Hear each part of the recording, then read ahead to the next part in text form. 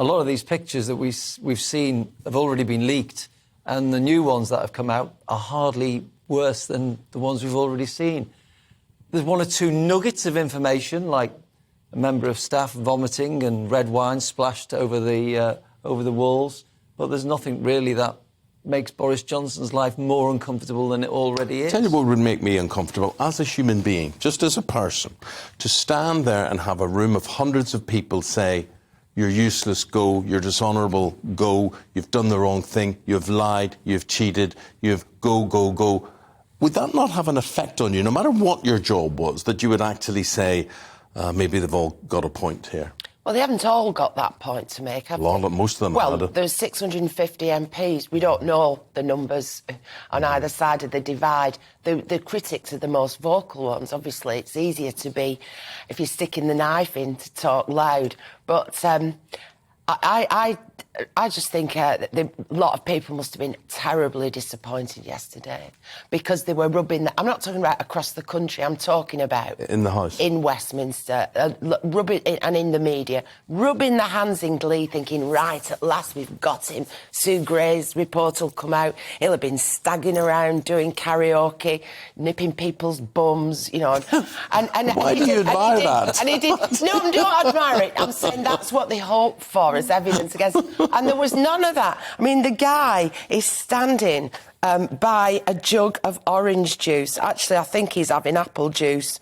And a trays of pre-packed sandwiches. It's an absolute riot before he goes back to work. And, you know, they can...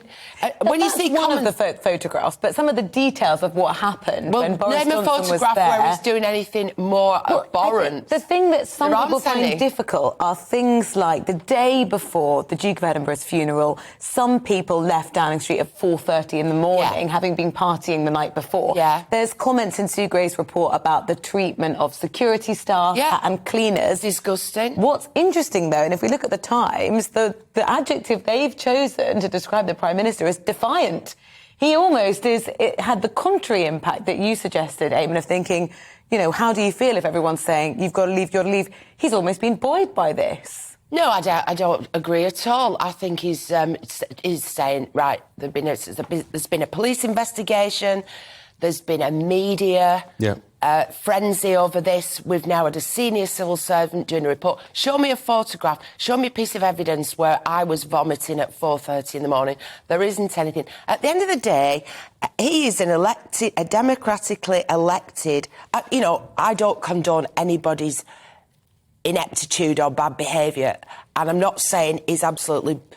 perfect or blameless, I'm saying, is democratically elected. I, as a member of the electorate, will not have the leader of our government removed by purely his enemies within Westminster and the media. And I mean, but he broke the law, and he seems to have lied to cover it up. But however, do you think the Sue Gray report? What do you think? I mean, from your analysis, from your point of view as a reporter, political reporter on this.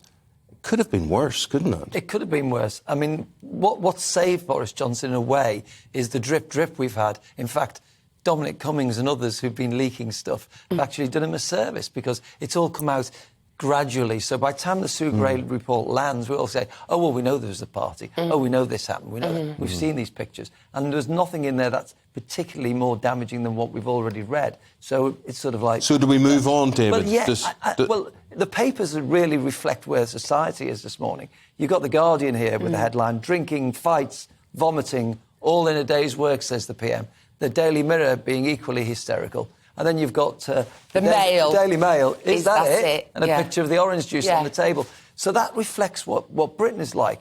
In a way, you've got the Boris haters who voted Remain, can't forgive him for what he did, and says he's a liar and we don't like him and we want him out. And you've got those with his own party, of course. And on the other hand, you've got people who say, well, that's all factored in. We know what Boris is like. He delivered Brexit. He's a good man. He did it for us. And he rolled out the vaccines, and he's a winner. So we like him. And then in the middle, you've got people going, well, on the one hand, you know... And I think at the end of the day, Boris has been damaged by this, and he will lose some votes, but I don't think it's terminal. Right.